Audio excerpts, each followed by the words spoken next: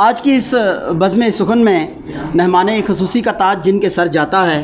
आप नातिया शायरा होने के साथ साथ ब्रॉडकास्टर भी हैं, आप अफसाना निगार भी हैं और ड्रामा राइटर भी हैं। मेरी मुराद जनाब फ़ौज़िया सहर साहिबा, आपकी भरपूर तालियों में मैं आपको स्टेज की तरफ जो है वो आने की दावत देता हूँ।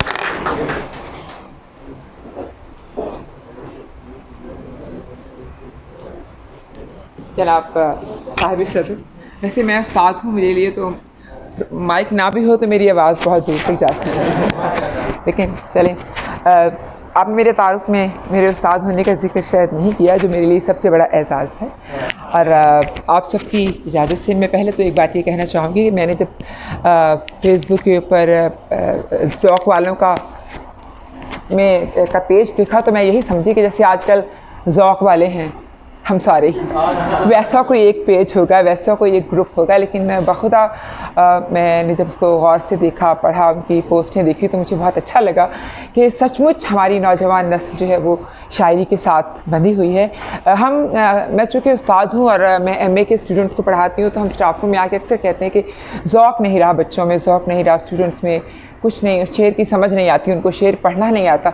लेकिन आज मेरे तमाम नज़रियात बातिल साबित हुए हैं और इतनी माशाल्लाह खूबसूरत शायरी के मालिक और इतने खूबसूरत ख़यालात के मालिक इतने प्यारे नौजवान मेरे सामने बैठे हैं कि एक माँ की हैसियत से मेरा सर फ़ख्र से बुलंद हो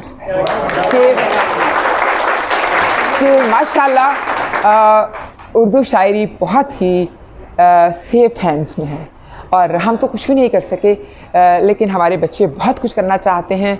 एक शिकायत मुझे आप लोगों से है आपकी शायरी सुनने के बाद कि मुझे आपने मेरी तही दामनी का एहसास दिला दिया। मैं तो कुछ भी नहीं हूँ, कुछ भी नहीं कहती आपके सामने, जितने खूबसूरत ख़यालात आप लोगों के हैं। और दूसरी शिकायत मुझे ये है कि किसी ने भी कोई मोमिन किसी मामला बंदी नहीं की, कोई महबूब के हुस्न का जिक्र नहीं किया, कोई उश्वा तराजियों का तज़किरा नहीं किया।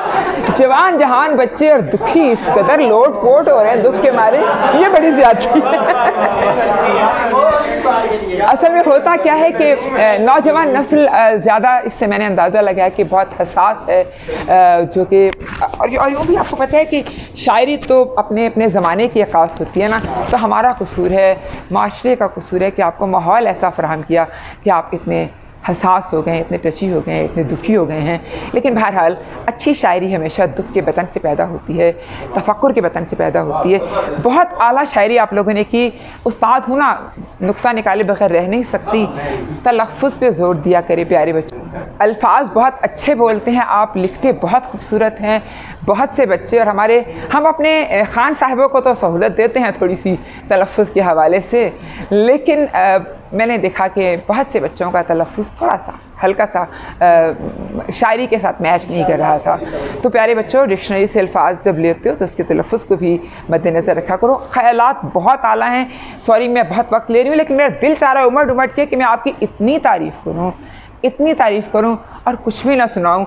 मुझे तो आपके सामने अपना कुछ भी इस लायक नहीं लग रहा है कि मैं आपको सुनाऊँ। इतनी खूबसूरत शायरी आप लोगों ने की है कि आज मैं 11 किताबों के बाद अपने आप को आप लोगों से बहुत पीछे महसूस कर रही हूँ। लेकिन अच्छी बात है ना कि वो माँ बड़ी खुशकिस्मत होती है जिसकी औलाद उससे 2 कदम आगे चली जाए, और मैं इस बात खुश हूँ।